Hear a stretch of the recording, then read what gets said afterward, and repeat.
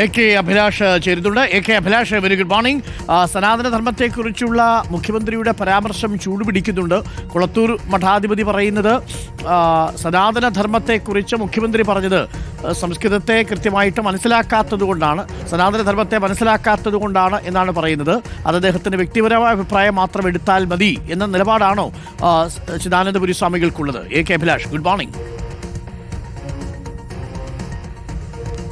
Good morning Arun. ഏതായാലും സച്ചിദാനന്ദ പറഞ്ഞതിൻ്റെ തുടർച്ചയായി തന്നെയാണ് സ്വാമി ചിദാനന്ദപുരിയും പറഞ്ഞു വെക്കുന്നത്. കാരണം ഈ സനാതനധർമ്മവുമായി ബന്ധപ്പെട്ടും അതോടൊപ്പം തന്നെ ഗുരുവിനെക്കുറിച്ചുമൊക്കെ ഒരേ നിലപാട് തന്നെയാണ് ഇരുവരും പങ്കുവയ്ക്കുന്നതെന്ന് വേണം പറയാൻ. കാരണം ഈ സനാതനധർമ്മത്തെക്കുറിച്ചുള്ള ഈ വിമർശനം ഇപ്പോൾ സംസ്കൃത ഭാഷയിലുള്ള പാണ്ഡിത്യമില്ലാത്തത് കൊണ്ടാണ് എന്നുള്ള കാര്യം കൂടി പറയുന്നു. അതായത് ലോകാ സമസ്ത സുഖിനോ ഭവന്തു എന്ന് പറയുന്ന ആ വരിക്ക് മുമ്പായുള്ള വരികൾ ഉദ്ധരിച്ചുകൊണ്ടാണ് മുഖ്യമന്ത്രി അന്ന് സനാതനധർമ്മത്തെ വിമർശിച്ചത്. പക്ഷേ അന്ന് ആ വരിയിൽ പറഞ്ഞിരിക്കുന്ന പ്രധാനപ്പെട്ട കാര്യം ബ്രാഹ്മണനെക്കുറിച്ചും അതോടൊപ്പം തന്നെ ഗോക്കളെക്കുറിച്ചുമാണ്.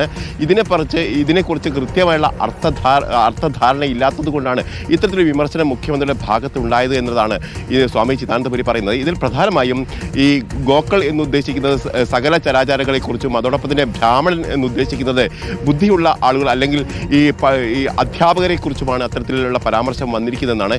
ഇതിൻ്റെ അർത്ഥതലം മനസ്സിലാക്കാതെയാണ് ഇത്തരത്തിൽ സനാതനധർമ്മത്തെക്കുറിച്ചുള്ള ഈ വിമർശനം വരുന്നത് എന്നുള്ള കൂടി പറയുന്നു. അതോടൊപ്പം തന്നെ ഗുരുവിനെക്കുറിച്ച് ഈ സനാതനധർമ്മത്തിൻ്റെ വക്താവല്ല എന്ന് പറയുന്നത് എന്തിൻ്റെ അടിസ്ഥാനത്തിലാണ് എന്ന് മനസ്സിലാകുന്നില്ല എന്നുള്ള കാര്യം കൂടിയാണ് പറയുന്നത്. അതായത് ഗുരുവിൻ്റെ ജീവിതം പരിശോധിച്ചാൽ, അദ്ദേഹത്തോടൊപ്പം ജീവിച്ചിരുന്നവരുടെ കാര്യം അവർ പറഞ്ഞു വെച്ചത് പരിശോധിച്ചാൽ തന്നെ വളരെ കൃത്യമായി തന്നെ മനസ്സിലാകും ഗുരു സനാതനധർമ്മത്തിൻ്റെ വക്താവായിരുന്നു, ആചാര്യനായിരുന്നു എന്നുള്ള കാര്യം കൂടിയാണ് സ്വാമി ചിദാനന്ദപുരി പറയുന്നത്.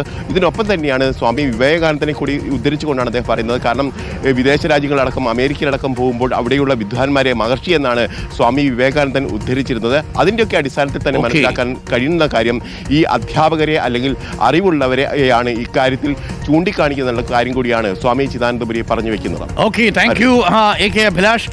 ശ്രീധരണ ഗുരുവിനെ കുറിച്ച് പറയുമ്പോൾ ഉള്ളിലുണ്ടാവേണ്ട, മനസ്സിൽ തട്ടേണ്ട ഏറ്റവും പ്രധാനമായിട്ടുള്ള അനുകമ്പാദശകത്തിലെ ഭാഗമുണ്ട്. അരുൾ, അൻപ്, അനുകമ്പ, 3 കാര്യങ്ങളാണ് ഒരുമിച്ച് പറയുന്നത്. അരുള്, അൻപ്, അനുകമ്പ, 3നും പൊരുളൊന്നാണിത് ജീവതാരകം എന്നാണ്. അരുളും അൻപും അനുകമ്പയും ഉണ്ടാവുക എന്നുള്ളതാണ്. 3നും പൊരുളൊന്നാണിത് ജീവതാരകം എന്നാണ് ശ്രീനാരായണ ഗുരു പറയുന്നത്. അപ്പോൾ നമ്മുടെ മനസ്സിലൊക്കെ അരുളും അൻപും അനുകമ്പയും ഉണ്ടാകണം എന്ന് പറഞ്ഞൊരു മനുഷ്യനാണ്. ആ മനുഷ്യൻ്റെ പേരിൽ നടക്കുന്ന ചർച്ചകൾ ആരോഗ്യകരമാകണം എന്നുള്ളതാണ് നമ്മൾ പറയുന്നത്. ഒരു കാലഘട്ടത്തിൽ നമ്മളെയൊക്കെ ചിന്തിക്കാൻ പ്രേരിപ്പിച്ച മനുഷ്യനാണ് എന്നത് നമ്മൾ ഓർമ്മിച്ചുകൊണ്ടേയിരിക്കണം.